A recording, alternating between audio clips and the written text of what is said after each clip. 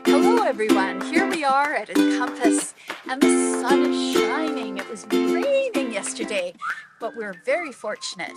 I have put a little bit of information in a plastic cover just in case. But as I left the house today, thinking about what I'd like to talk about, the first thing would be, why would I talk about something and in what way?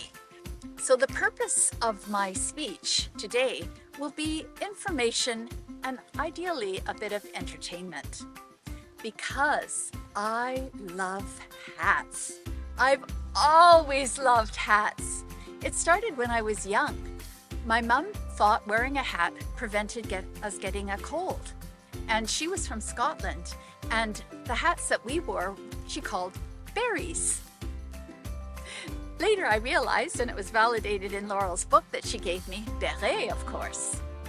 Now, the hat I'm wearing today, and what was my last impulse before I left the house, was a hat that I found at a second-hand swap exchange of clothes. And I liked the leopard design.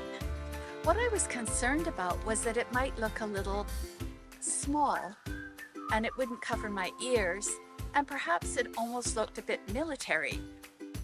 Because of the sort of tie at the back here, I felt kind of a semblance of Boy Scouts or guerrilla warfare. So I have in the past worn sort of male, or the Chinese collar. Mandarin? Pardon me? Mandarin? Mandarin, but it felt like sort of a statement, a coat, walking around in my 70s. I love that coat.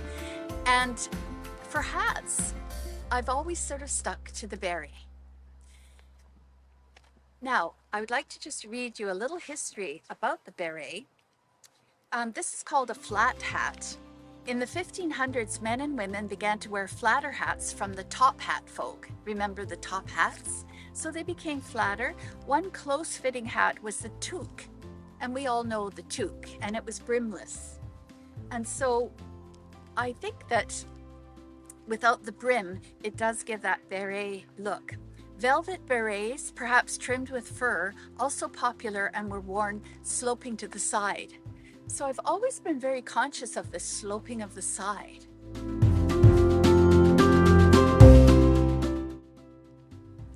It does help to have a fancy hat, something that's functional, but when you're rushing, it can, as my mother put, and I'm quoting her again, a multitude of sins. This is what she'd say before she went to church and had to take 4 of us up to the church. In the 1600s, hats stayed relatively flat, but developed a broad rim that could be decorated with an ostrich feather. Now, I do like that kind of touch. There's something in me. My daughter thinks it's probably my feel for the 1920s. Basically, that would be the era where they started to wear these plumes and have those fascinators and a little bit shorter skirts. I really like that. In fact, if I just had a fascinator, I would be totally happy. I've made a few fascinators, and I've also made a few berets. Crocheting is very easy. You just go round and round and round till you get it as big as you want or as small as you want, and then start taking in, and it closes. And they're fun to make, and they're very handy. And I've developed other adaptations like a longer brim so it can be rolled up. And so berets have stayed with me for a long time. Now the pillbox hat, named after their shape, has been around since the 1930s. I kind of feel this is a bit like a pillbox hat. I used to love the pillbox hat. I think Audrey Hepburn had one, and the sort of little cape or fur. Really, that seems so classy. And often I would think, you know, where do you go and wear these things? That seemed to be the limitation. But in my best kind of dress-up dream, that was the idea.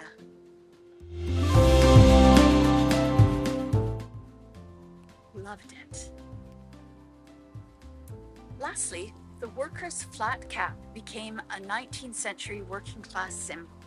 And perhaps that's why I'm sort of feeling that this was a symbol of something, the military or the scouts. But they're talking about the flat cap. And you can see around us today, it's still very, very popular. I've never felt that comfortable in one of those hats.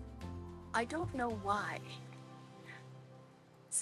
So I loved it when they had a bit of a poof to them and they were more standing up, not completely flat. And I really like when the brim is just a little wider, not just like in front. And I do notice that quite often the styles change and there are those kind of adaptations. And I recognize when I like it. But you know, these days I'm not into wearing a worker's kind of hat or a revolutionary kind of hat. I'm quite happy at home and retired. And even this hat, I'll wear it for a while. It does miss the ear coverage, but I think that I could pull it off with a little more maybe